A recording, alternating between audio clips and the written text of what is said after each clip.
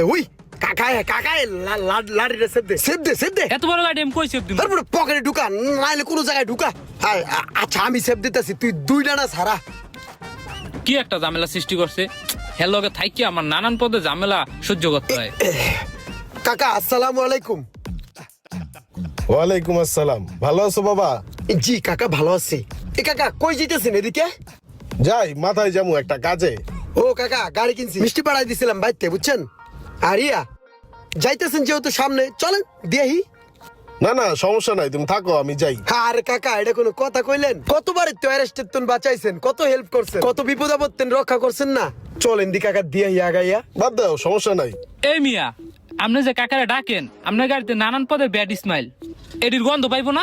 চুপ কর কাকা, রিকোয়েস্ট, সর্বোচ্চ জোর রিকোয়েস্ট, এর বেশি আর কিচ্ছু নেই। চলেন কাকা প্লিজ। ঠিক আছে চলো। কাকা এই